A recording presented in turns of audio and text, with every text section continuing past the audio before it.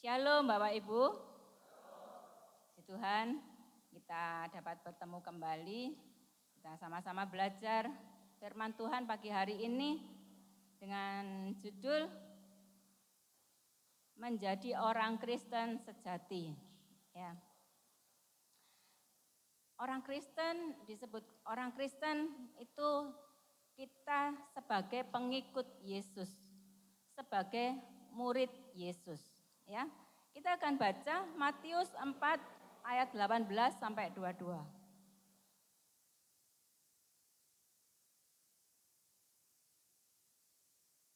Matius 4 ayat 18 sampai 22. Ya. Kita akan baca bergantian ya Bapak Ibu. Saya akan baca ganjil, genap dulu Bapak Ibu yang melanjutkan yang ganjil. Dan ketika Yesus sedang berjalan menyusur danau Galilea, ia melihat dua orang bersaudara, yaitu Simon yang disebut Petrus dan Andreas saudaranya. Mereka sedang menebarkan jala di danau, sebab mereka penjala ikan. Yesus kata mereka, "Mari ikutlah aku, dan kamu akan kujadikan penjala manusia." 20.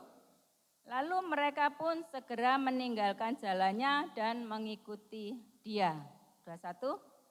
Dan setelah Yesus pergi dari sana, dilihatnya pula dua orang bersaudara, yaitu Yakobus anak Zebedius dan Yohanes saudaranya bersama ayah mereka Zebedius, sedang membereskan jala di dalam perahu. Yesus memanggil mereka. 22. Dan mereka segera meninggalkan perahu serta ayahnya lalu mengikuti dia. Ya Bapak Ibu, ini judulnya dalam Alkitab, Yesus memanggil murid-murid yang pertama. Ya. Menjadi orang Kristen, pengikut Kristus yang sungguh-sungguh, ya, bukan KTP ya Bapak Ibu ya. Itu ada syarat yang harus dipenuhi. Apa itu? Yang pertama, tidak malas, ya. Apa Bapak Ibu? Tidak malas, ya. Yang dipilih bukan pemalas, bukan pengangguran, bukan orang rebahan, ya. Tuhan tidak mengatakan demikian. Ayo daripada kamu menganggur, ayo ikut aku. Tidak demikian ya Bapak Ibu. Ya Bapak Ibu ya. Karena Tuhan melihat mereka ini adalah orang-orang yang semangat bekerja. Ya, mereka adalah nelayan, ya, yang semangat bekerja. Ya. Dan Tuhan tidak senang dengan pemalas. Di Alkitab coba kita baca ya. Amsal 12 ayat 24. Amsal 12 ayat 24. Ya. Tangan orang rajin memegang kekuasaan, tetapi kemalasan mengakibatkan kerja paksa. Ya. Di sini dikatakan tangan orang rajin memegang kekuasaan. Jadi Bapak Ibu yang bekerja rajin ya, yang setia, yang bekerja baik, suatu saat itu dipromosikan. Suatu saat akan mendapat kekuasaan, artinya dipromosikan bisa jadi kepala. Tetapi bagaimana dengan orang yang malas? Ya. Orang yang malas ya disuruh kerja aja malas, ya akhirnya itulah kerja paksa. Enak enggak Bapak Ibu kerja paksa? Tidak enak ya, sangat menderita ya. Yang dipilih Tuhan itu adalah yang rajin. Bahkan ya Alkitab mencatat pemalas itu disuruh belajar sama semut. Ya. Kita baca ya. Amsal 6 ayat 6. Ya. Hai pemalas, pergilah kepada semut, perhatikanlah lakunya dan jadilah bijak. Ya, semut kalau musim panas dia bekerja terus ya. Nanti musim hujan dia tidak bisa keluar, tetapi dia tidak akan kekurangan makanan. Ya, jadi kita jangan sampai males ya. Kalau kita males disuruh mencontoh binatang, semut yang kecil itu ya. Dan tadi saya katakan Tuhan tidak senang dengan pemalas. Karena adakah orang malas itu sukses? Itu ya. Tidak ada. Tambah miskin banyak. Ya Bapak Ibu ya. Pemalas dimanapun itu tidak disukai Bapak Ibu. Kenapa? Karena dia itu bisa menjadi virus, nulari. Ya, kalau misalnya dalam satu tim ya ada pekerjaan gitu ya, proyek ya dikerjakan oleh satu tim gitu ya. Tapi gara-gara yang satu malas gitu ya, terus yang lain akan berpikir kok enak dia ya, males-malesan gitu. Nanti hasilnya dia juga menikmati kok enak gitu ya. Akhirnya yang lain jadi males. Ya, tetapi ada juga yang berpikir gini, enggak usah lah, biar aja yang malas. Tapi kita satu tim harus kompak ini, yang lain harus kerja gitu ya. Dan memang benar hasilnya ada ya. Si pemalas menikmati, nah kan menjadi tidak disukai, kok enak gitu ya. Artinya apa? Pemalas ini menjadi parasit, dompleng tok gitu ya. Menjadi tidak disukai ya. Bahkan Paulus itu dengan tegas-tegas ya memberitahu kepada jemaat di Tesalonika, kita akan baca 2 Tesalonika 3 ayat 10. 2 Tesalonika 3 ayat 10. Ya. Sebab juga waktu kami berada di antara kamu, kami memberi peringatan ini kepada kamu. Jika seorang tidak mau bekerja, janganlah ia makan. Enggak boleh makan Bapak Ibu yang enggak bekerja. Ya. Kita akan baca lengkap aja ya, mulai ayat 8 ya. Bagaimana Rasul Paulus itu memberi contoh ya. Ayat 8, dan tidak makan roti orang dengan percuma. Ini Rasul Paulus ya. Artinya tidak makan roti dengan gratis gitu loh. Tapi kami berusaha dan berjerih payah siang malam supaya jangan menjadi beban siapapun di antara kamu. Ya, 9. Bukan karena kami tidak berhak untuk itu, melainkan karena kami mau menjadikan diri kami teladan bagi kamu, supaya kamu ikuti. Ya, sebab juga waktu kami berada di antara kamu, kami memberi peringatan ini kepada kamu. Ayo Bapak Ibu, kita sama-sama baca. Jika seorang tidak mau bekerja, janganlah ia makan. Ya, ini peringatan juga ya. Dan contoh Rasul Paulus ini bagus ya, walaupun dia itu layaklah menerima pemberian gitu ya. Tapi dia mengatakan jangan kami ini menjadi beban kalian gitu ya. Jadi ini Rasul Paulus memberikan contoh demikian. Saya jadi teringat ya, beberapa waktu yang lalu itu kan saya bersaksi, ya sering saksi di sini. Saya mengatakan begini, saya itu kan pensiun anak dalam kondisi masih kuliah ya, semester 4 waktu itu. Jadi suami sudah pensiun duluan, kemudian saya, terus anak masih sekolah gitu ya. Tetapi saya katakan sampai hari ini kami tidak bekerja, tapi Tuhan itu memelihara. Nah ini loh Bapak Ibu, jangan salah persepsi ya. Loh kok dikasih makan sama Tuhan? Enggak Bapak Ibu ya. Kami ini waktu muda, saya itu pekerja keras, bekerja sekuat-kuatnya gitu ya. Jadi dan Tuhan memberkati. Saatnya saya pensiun ya, Tuhan mengizinkan kami ini menikmati berkat-berkat Tuhan yang Tuhan sudah berikan yang lalu. Ya, jadi kami menikmati berkat itu Bapak Ibu ya. Jadi kepada yang masih muda, bekerjalah dengan sungguh-sungguh, bekerjalah sekuat-kuatnya ya, dengan pimpinan Tuhan, andalkan Tuhan, jangan berdasarkan kekuatan kita sendiri.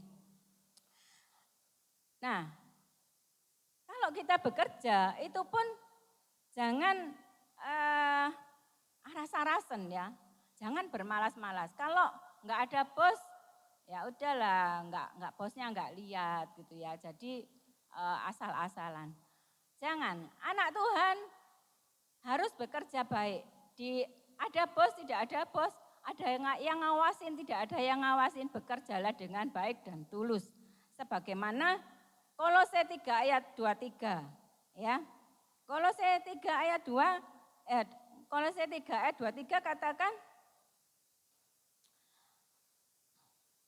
ya, apapun juga yang kamu perbuatlah dengan segenap hatimu. Seperti untuk Tuhan, bukan untuk manusia.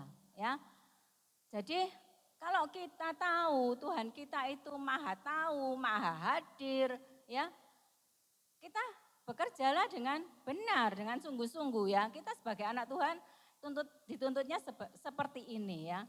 Jadi jangan bekerja seperti untuk manusia, tetapi untuk Tuhan. Ya, berikutnya kriteria yang kedua, kalau tadi jangan malas, yang kedua jangan kita sombong ya. Kalau kita dipilih itu bukan karena kita, tapi karena Tuhan yang memilih kita. Kita kembali Matius 4 ayat 19.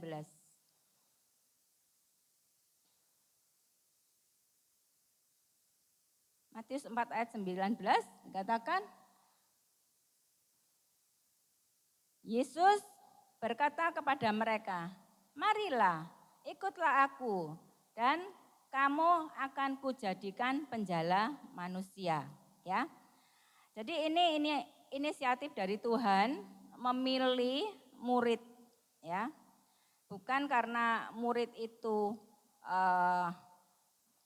kuat, pandai, gagah, enggak ya. Tapi memang benar-benar Tuhan yang memilih.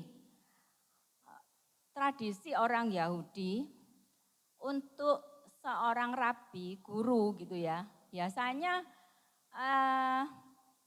murid itu yang mencari gurunya, ya. Tetapi tidak demikian dengan Tuhan Yesus ya. Tuhan Yesus cari sendiri, memilih sendiri murid-murid tersebut ya. Dan dikatakan ikutlah aku ya.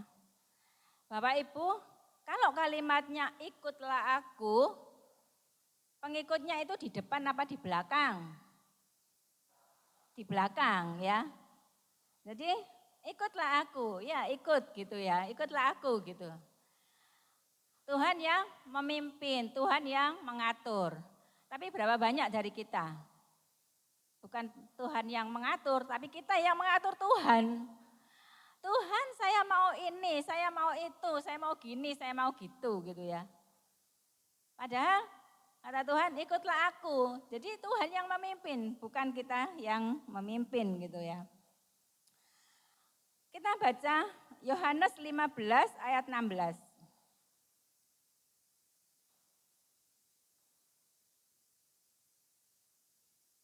Dikatakan, bukan kamu yang memilih aku, tetapi akulah yang memilih kamu. Dan aku telah menetapkan kamu supaya kamu pergi dan menghasilkan buah.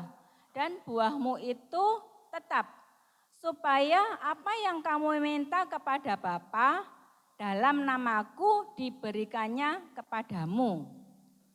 Ya, di sini dikatakan, bukan kamu yang memilih, tapi aku, kata Tuhan ya.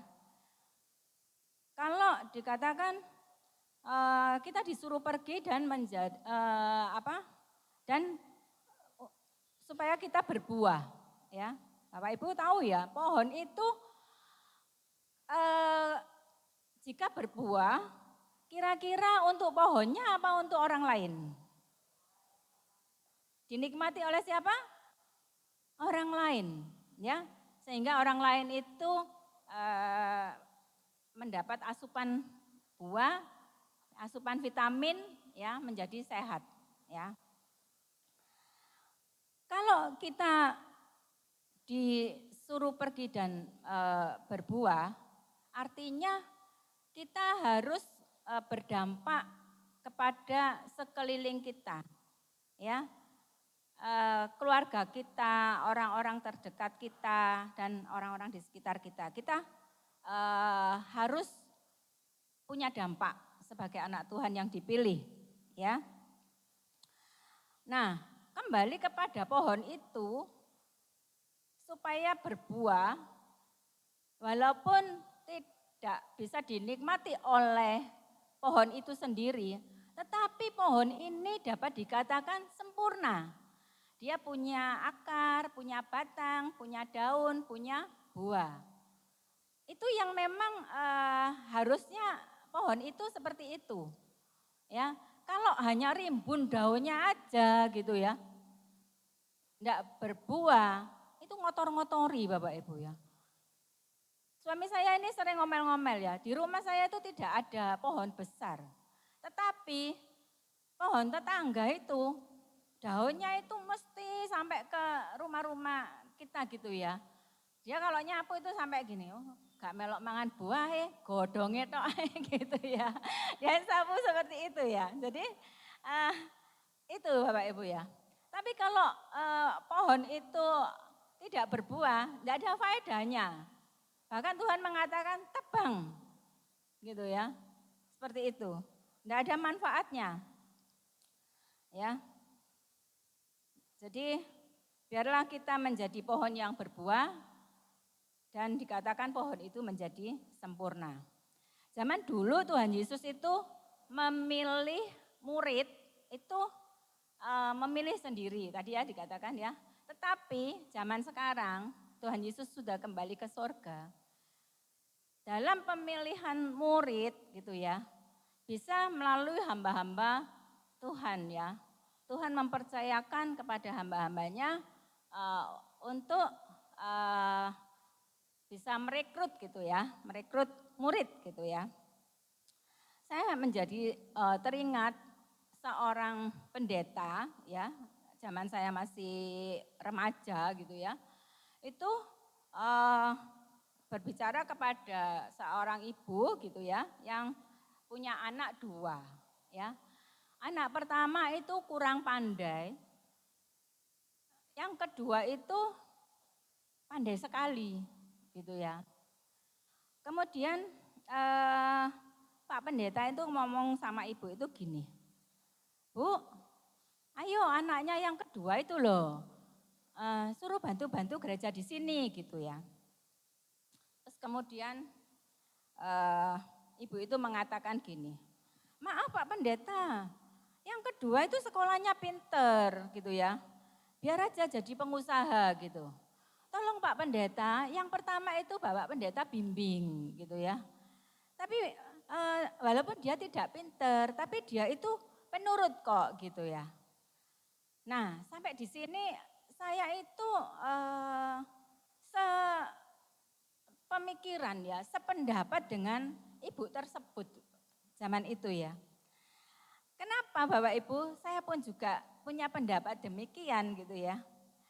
Zaman itu Bapak Ibu ya, jabatan pendeta itu hanya dipandang sebelah mata Bapak Ibu. Ya, bahkan mungkin kalau ada mungkin sampai saat ini gitu ya. Tapi bagi saya sendiri saat itu tuh, iya ya, biar aja lah itu jadi pengusaha gitu ya. Yang satu itu nanti bisa jadi bisa melayani di gereja gitu ya. Bahkan saya sendiri itu Bapak Ibu ya, ini saya cerita ya. Saya sendiri itu menolak pendeta yang suka sama saya Bapak Ibu. Ceritanya gini Bapak Ibu ya. Seorang pendeta itu seringkali datang ke rumah ya ketemu mama papa saya gitu ya. Kemudian suatu hari pendeta ini datang kebetulan mama papa saya itu tidak di rumah gitu ya. Tidak pergi jauh juga gitu ya. Terus saya bilang gini sama Pak Pendeta. Pak Pendeta mau cari mama saya, enggak ada. Tapi saya akan carikan gitu ya. Terus pendetanya bilang gini, enggak apa-apa, enggak usah katanya gitu. Udah, saya mau ketemu kamu kok katanya gitu. Oh ya, saya pikir mungkin mau dikasih tugas apa gitu ya. Terus dia mengeluarkan lipetan kertas dari kantongnya gitu ya. Terus dikasih ke saya, apa itu saya ya bingung. Apa ini, saya enggak buka ya, apa ini gitu. Ternyata sudah disiapkan dari rumah Bapak Ibu, saya enggak tahu ya. Terus saya buka, saya kaget ya. Tulisannya itu gini, aku suka kamu gitu. saya saya sampai kaget ya. Loh apa maksudnya ini gitu. Ya baca katanya gitu. Aku suka kamu gitu. Lah pendetanya ini usianya itu sama mama saya Bapak Ibu ya. Terus saya sampai kaget ya. Terus akhirnya saya bilang, suster Pak saya panggil mama saya panggil papa saya. Loh saya ini cari kamu kok mau panggil mama papa gitu ya.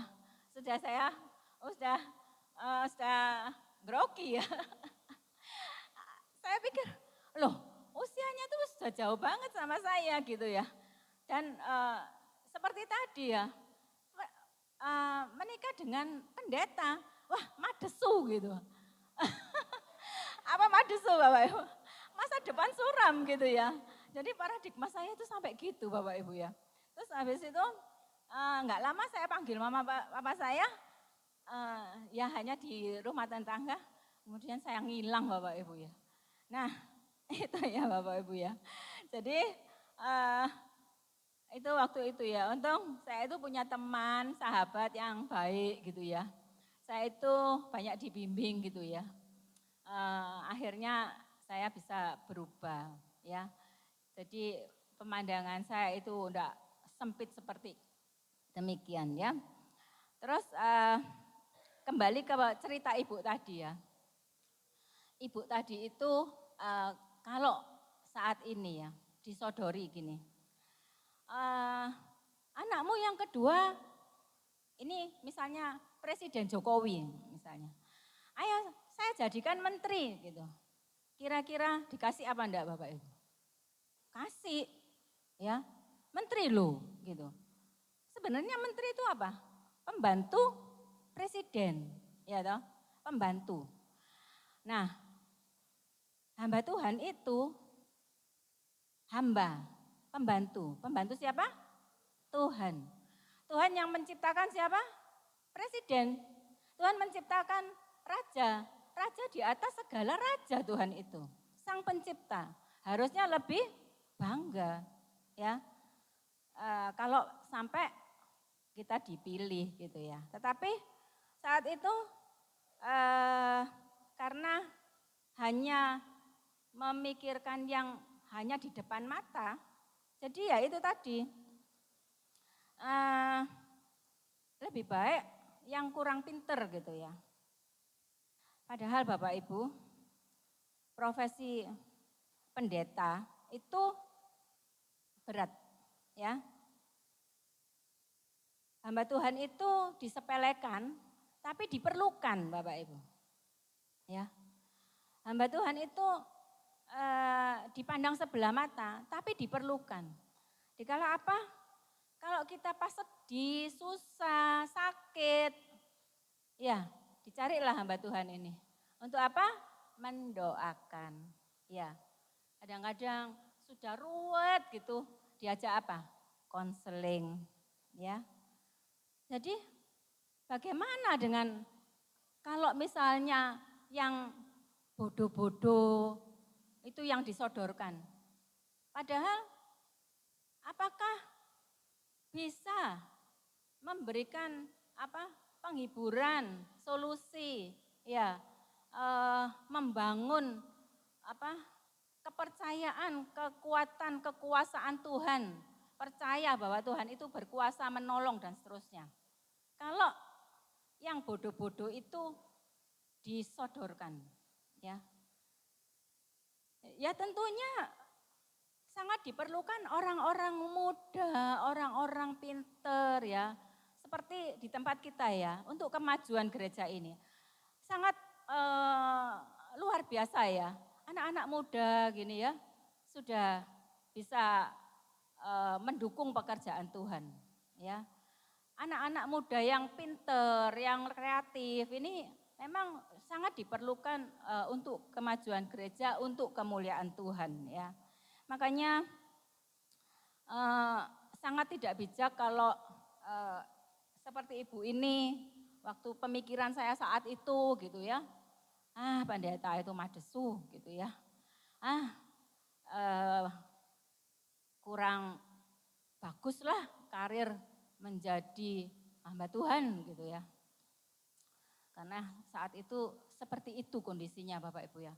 Dan kira-kira tahun 80 setelah saya lulus ya, setelah lulus SMA gitu ya, di situ mulai hamba-hamba Tuhan itu berani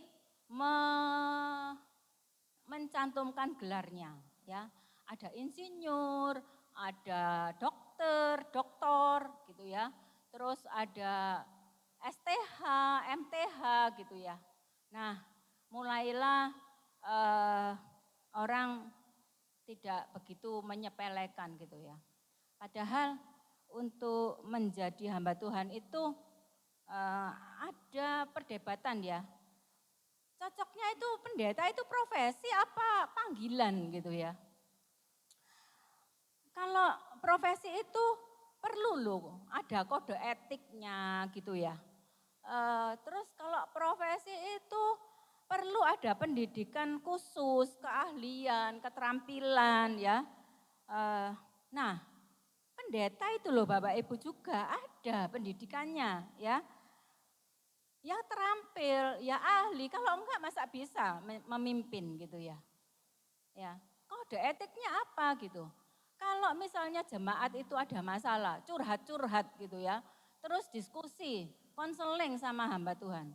Hamba Tuhan itu tidak boleh bocorkan rahasia. Itu kode etiknya. Menjaga kerahasiaan masing-masing keluarga. Amin Bapak Ibu. Ya. Jadi sangat menjaga sedemikian rupa. Ya. Itu kode etiknya. Artinya apa?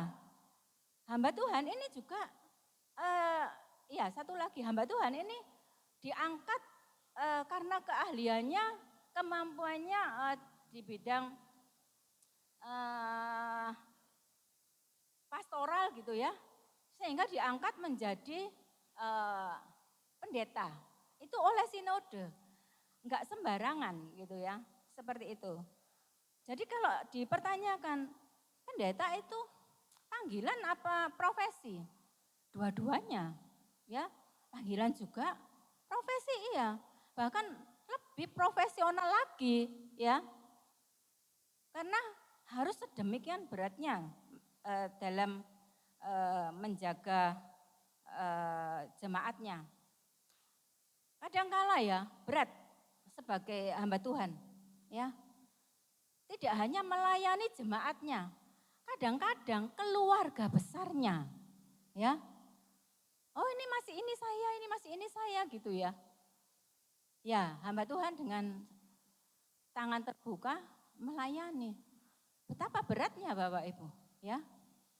Seperti itu. Ya. Tapi itulah Tuhan memilih orang yang tidak malas dan Tuhan memilih kita itu bukan karena kita mampu pandai, tapi memang Tuhanlah yang memilih kita. Yang ketiga, merespon dengan baik dan taat akan panggilan Tuhan. Kita baca kembali ya, ayat 20, masih Matius 4 ayat 20. Ya, katakan, lalu mereka pun segera meninggalkan jalannya dan mengikuti dia. Ya, jadi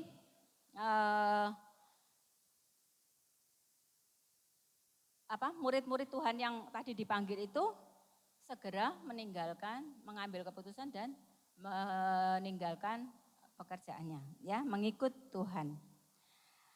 Contoh yang lain, saya akan mengambil contoh dari pembahasan PA ya.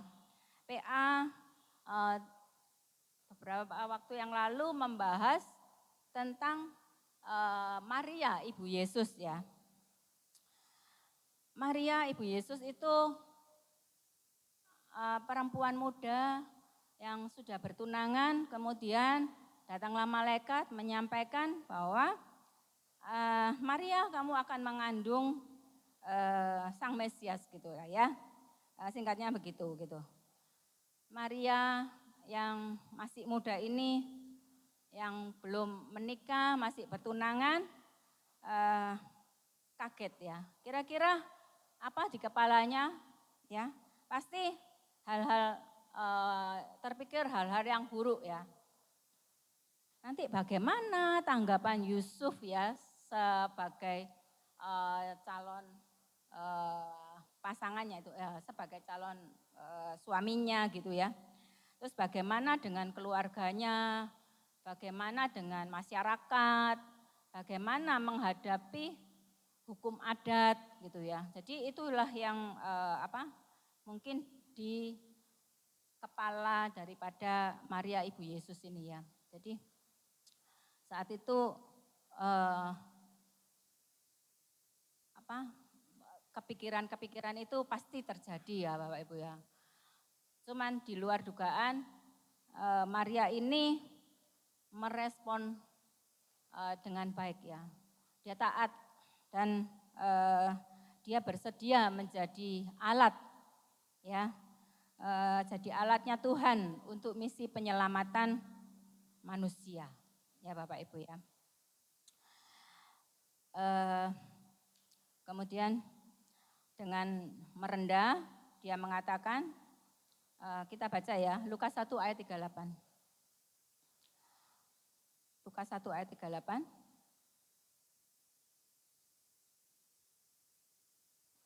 Nah ini ya, kata Maria, sesungguhnya aku ini adalah hamba Tuhan. Jadilah padaku menurut perkataanmu itu. Lalu malaikat itu meninggalkan dia. Ya, jadi Maria ini akhirnya menerima tugas atau dia bersedia menjadi alat yang Tuhan pakai dia untuk melahirkan sang juru selamat. Ya, jadi apapun resikonya dia terima gitu ya. Bisa saja Maria ini menolak dan tidak tidak menerima dan misi itu penyelamatan itu ya tidak terjadi ya, kita tidak selamat. Tetapi bersyukur kalau Maria itu menerima tugas atau bersedia menjadi alat Tuhan. Yang keempat, ya, berani ambil keputusan. Jadi yang keempat ini berani mengambil keputusan gitu ya.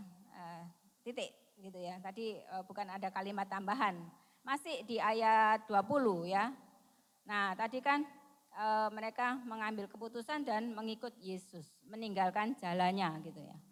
Maria juga demikian, Maria ambil keputusan menerima, bersedia mengandung, dan Maria berserah kepada Tuhan sebagai Allah, Tuhan Allahnya, untuk Maria sebagai alatnya. Dan Bapak Ibu, berapa sering kita ya bimbang dalam menentukan sikap ya.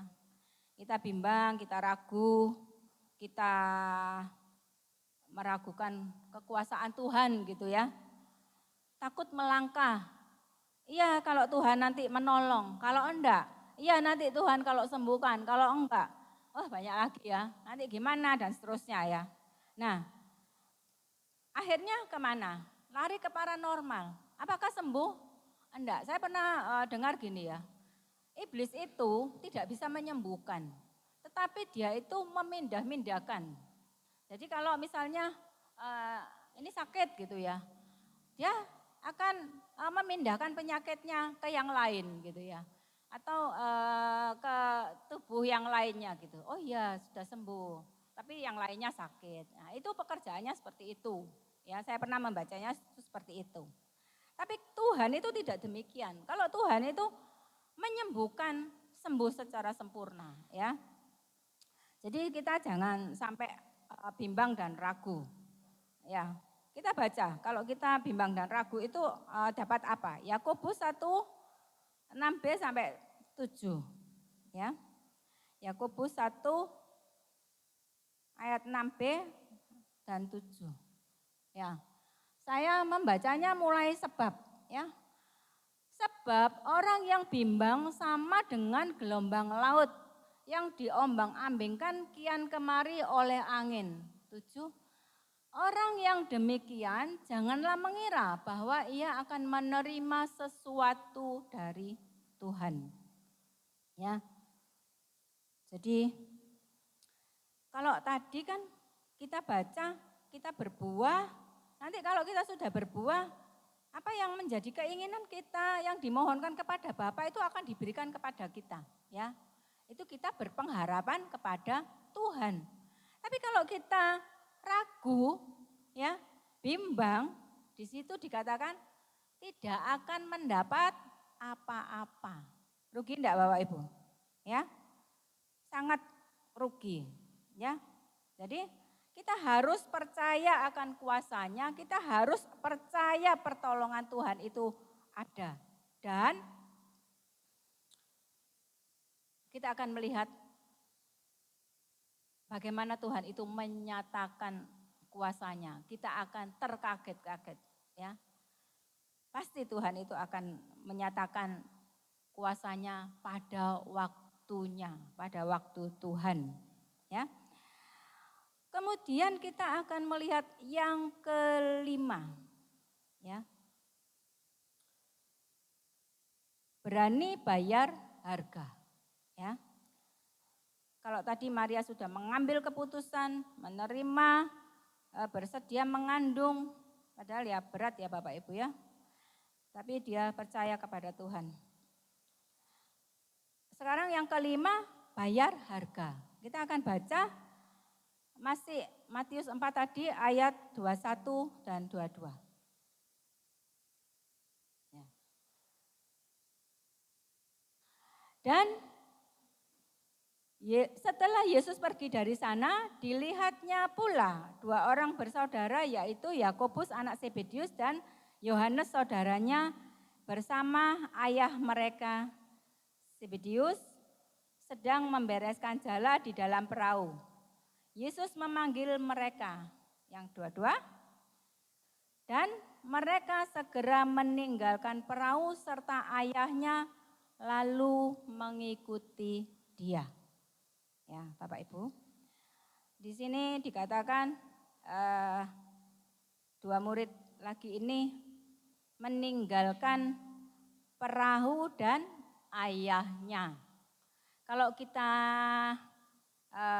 katakan ya, perahu itu dapat dikatakan sebagai aset, ya, kekayaan, kemewahan. Sedangkan meninggalkan ayahnya itu kalau masih ada ayah itu kita bisa mendapat pengayoman, kita bisa bermanja-manja. Artinya apa? Itu kenyamanan, ya. Jadi dua murid ini mengambil keputusan berani bayar harga, meninggalkan kemewahan, meninggalkan kenyamanannya, ya, untuk mengikut dia, ya. Bapak Ibu kembali ke cerita Maria Ibu Yesus ya. Maria ini walaupun sudah bersedia, masih punya tanggungan apakah calonnya itu menerima dia. Kalau Bapak Ibu ya, Tuhan sudah memilih, Tuhan itu sudah memberikan tugas gitu ya. Mengizinkan permasalahan itu ada, jangan khawatir Bapak Ibu. Tuhan pasti menyediakan jalan keluarnya. Jadi Maria ini tidak perlu cari-cari Yusuf. Yusuf kamu nanti menanggung aku ya, bertanggung jawablah. Seolah-olah kamu sebagai bapak dari anak yang aku kandung gitu. Tidak seperti itu. Tetapi malaikat Tuhan yang datang kepada Yusuf untuk menerima Maria sebagai istrinya. Ya. Karena Maria mengandung bukan karena manusia tetapi karena Roh Kudus. Ya. Akhirnya Yusuf pun menerima, ya. Jadi tidak perlu bingung Bapak Ibu. Dan Maria pun ternyata juga diberikan jalan keluar dan Tuhan tidak pernah mempermalukan hambanya. Amin Bapak Ibu. Ya. Nah, tidak hanya sampai di situ ya. Bayar harga. Maria dan Yusuf ini akhirnya menikah. Maria hamil itu sampai Yesus lahir itu tidak pernah melakukan persetubuhan. Menjaga kekudusan. Ya. Apakah hanya itu? Enggak Bapak Ibu. Menjaga kekudusan itu tidak hanya itu Bapak Ibu, tetapi segala aspek kehidupannya. Ya, dia tidak boleh melakukan berbuat dosa ya, mengumbar emosi, marah, memaki, menjuliti ya. Atau ngerasani gitu ya. Enggak begitu Bapak Ibu. Benar-benar dia harus menjaga kekudusan hidupnya. Nah, Bapak Ibu, kita anak-anak Tuhan ya, kalau menyadari bahwa Yesus tinggal di dalam hati kita, Yesus yang kudus tinggal dalam hati kita, jangan kita hidup dengan mencemarkan diri. Ya Bapak Ibu. Harusnya kita juga hidup kudus ya, mencontoh Maria dan Yusuf. Ya Bapak Ibu. Seperti itu ya. Jadi Bapak Ibu, hari ini kita belajar banyak ya Maria dan Yusuf ini ya. Ya. Bahkan Maria dan Yusuf ini tidak hanya itu ya, dia juga waktu Herodes cari bayi yang seumuran Yesus karena orang Majus ditunggu-tunggu nggak datang ya. Cuma alasan supaya gampang carinya Yesus untuk dibunuh ya. Akhirnya Herodes mencari semua bayi yang umurnya sekira-kira seumur Yesus akan dibunuh. Sehingga Maria dan Yusuf harus lari ke Mesir, ya. Banyak berbagai hal yang dialami, tapi itulah harga yang harus dibayar di dalam mengikut Yesus. Ya, kita telah belajar beberapa hal yang menjadi kriteria dalam mengikut Yesus. Yang pertama, apa Bapak Ibu? Tidak malas. Yang kedua, inisiatif dari Tuhan. Ya, kalau kita dipilih, ya, dipakai, diselamatkan, ya, itu bukan karena kita. Jadi kita jangan sombong, ya. Tapi itu karena Tuhan yang memilih kita. Yang ketiga, merespon, ya, taat akan panggilan Tuhan. Yang keempat, berani ambil keputusan, tidak ragu, tidak bimbang. Kalau bimbang tidak dapat apa ya. Yang kelima, berani bayar harga. Satu lagi ya Bapak Ibu ya, kita baca ayat terakhir ya. Sebagai pengikut Kristus apa yang kita dapat? 1 Petrus 2 ayat 21. 1 Petrus 2 ayat 21.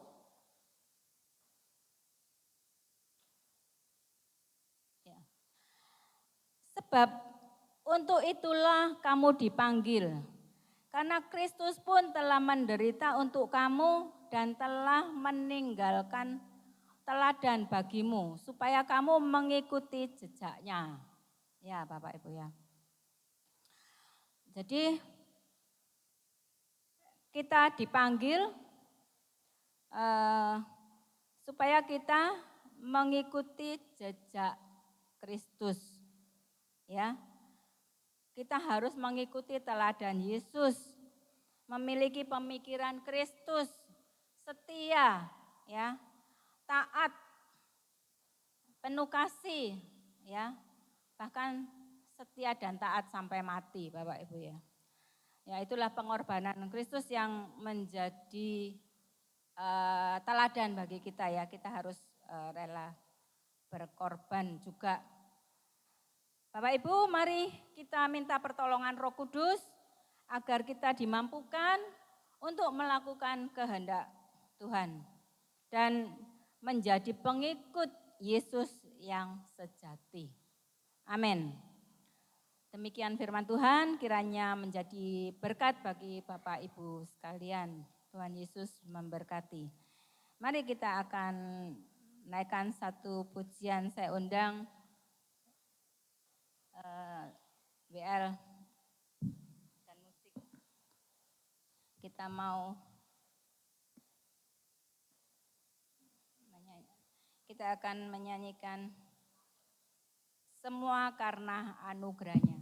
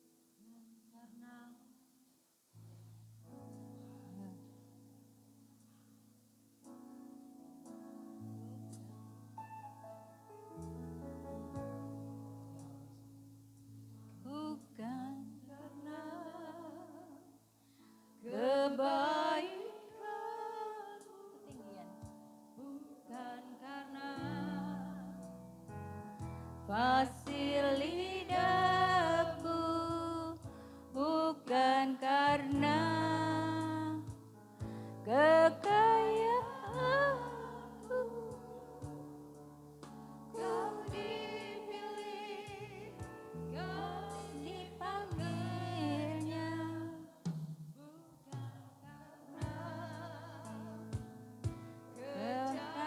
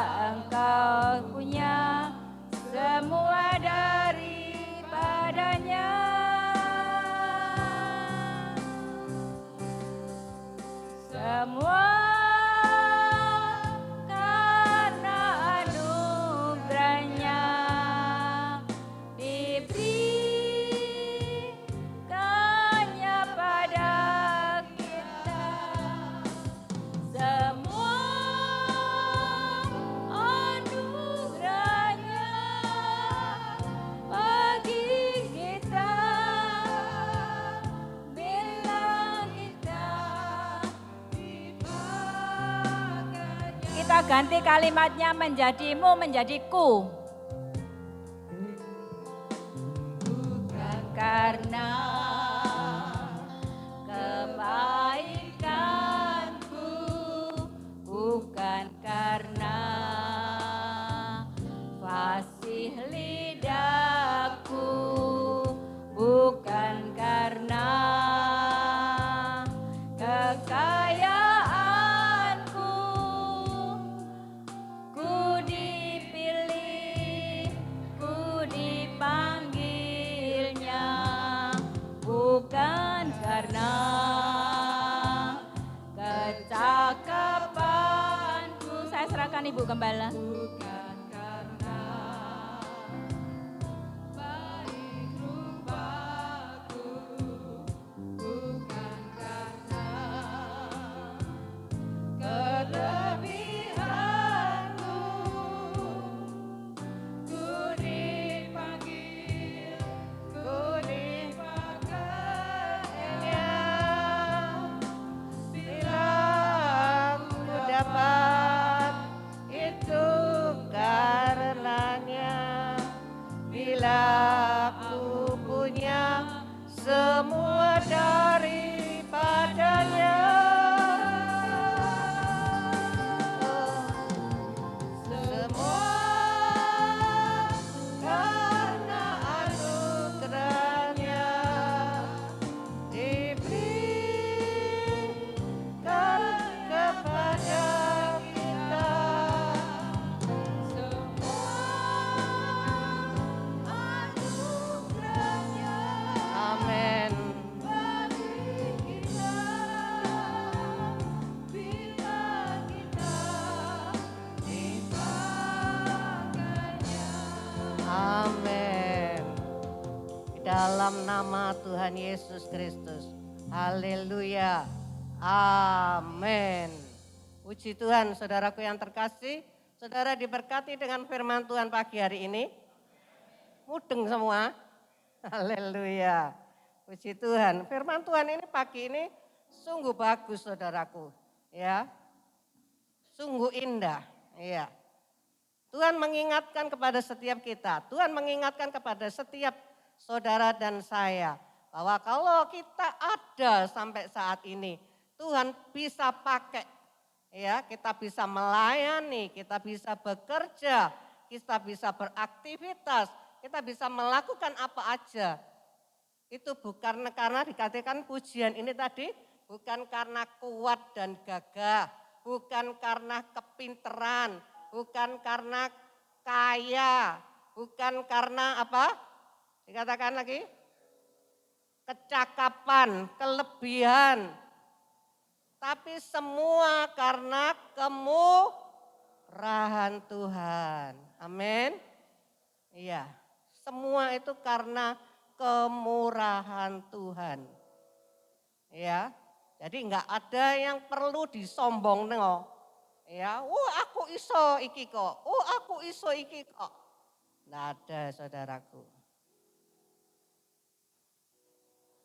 Ya, semua itu karena kemurahan Tuhan, karena berkat Tuhan, karena kebaikannya Tuhan yang Tuhan berikan kepada saudara dan saya. Amin. Oleh sebab itu, ayo saudaraku, ya, kalau kita menyadari kita sebagai anak Tuhan, sebagai hamba Tuhan, tadi dikatakan apa? Kalau Tuhan hidup di dalam hidup kita, ya baiklah kita harus menjadi kudus. Ya. Seperti Maria. Jadi, tadi contohnya itu ilustrasinya seperti Maria. Waktu Yesus di dalam kandungan, di dalam rahimnya Ibu Maria, ya, Maria itu mengkuduskan dirinya. Ya. Dia tidak melakukan hubungan dengan suaminya Yusuf sampai Yesus lahir. Ya, begitu juga ya. Kalau kita Yesus ada di dalam hidup kita, ayo hidup kita ini jangan dicemari dengan hal-hal yang kotor, hal-hal yang Tuhan tidak suka ya. Saudara tahu, saya pasti tahu, Saya paham kita semua orang Kristen pasti ngerti kok. Apa sih Tuhan itu sih nggak suka? Apa sih Tuhan itu sih nggak mau? Itu kita ini sudah tahu. Tapi kebanyakan kita ini apa? Ngeyel, banggel. Lah gak apa-apa sih Tuhan. Oh Tuhan itu baik. Tuhan itu kasih. Ya memang Tuhan itu kasih. Memang. Ya. Tetapi juga Tuhan itu harus disiplin. Tuhan itu adil. Ya. Jadi jangan Tuhan kasih terus semua diburamkan, jangan. Ya, jadi ayo hidup kita ini lebih diperbaiki lagi supaya kita ini berkenan di hadapan Tuhan. Amin. Ya, kita akan akhiri ibadah kita pada pagi hari ini. Kita bangkit berdiri, kita akan pujikan.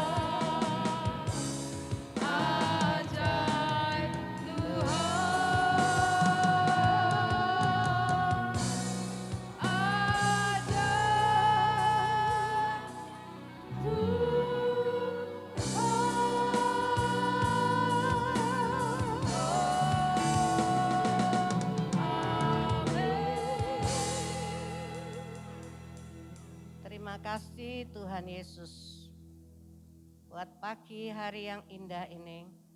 Engkau ada di tengah-tengah kami. Engkau sudah memimpin ibadah raya kami dari awal, pertengahan sampai selesainya. Terima kasih Tuhan. Engkau sudah menjamah dan melawat setiap pribadi-pribadi kami yang ada. Terima kasih Tuhan Yesus. Dan kiranya berkat-Mu atas hamba-hamba-Mu yang sudah melayani kami di pagi hari ini. Baik itu WL, musik, hamba-Mu yang sudah menyampaikan kebenaran firman-Mu, yang melayani prokes, multimedia, dan kami semua yang ada siang pagi hari ini. Engkau memberkati kami, tidak ada satupun yang terlewati. Terima kasih Tuhan. Dan kalau kami akan berpisah satu dengan yang lain, kembali kami ke rumah tangga kami masing-masing, kami percaya penyertaan Tuhan ada di dalam setiap kami. Kami pulang sampai di rumah dengan selamat sejahtera. Pertemukan kami Tuhan untuk minggu depan. Kembali kami datang berkumpul bersama-sama memuji dan memuliakan nama Tuhan. Tuhan, saat-saat ini banyak anak-anak-Mu yang sedang sakit Tuhan. Tuhan kami minta tolong kepada Engkau. Engkau dokter di atas segala dokter Tuhan. Tuhan Engkau menjamah anak-anak-Mu yang saat ini mengalami sakit, yang mengalami kelemahan di dalam tubuhnya. Di dalam nama Tuhan Yesus semua sakit penyakit dihancurkan di dalam nama Tuhan Yesus. Di dalam nama Tuhan Yesus, bilur-bilur Tuhan Yesus yang menjamah, mengalir darah Tuhan Yesus itu, menyembuhkan anak-anak-Mu semuanya. Semua disehatkan Tuhan, dilindungi oleh Tuhan di dalam nama Tuhan Yesus. di dalam nama Tuhan Yesus. Terima kasih Tuhan, sehingga anak-anak-Mu kembali pulih sehat Tuhan, dan boleh beraktivitas kembali, dan minggu depan bisa bersama-sama datang berkumpul memuji dan memuliakan nama Tuhan. Terima kasih Tuhan, terima kasih Tuhan Yesus. Tuhan,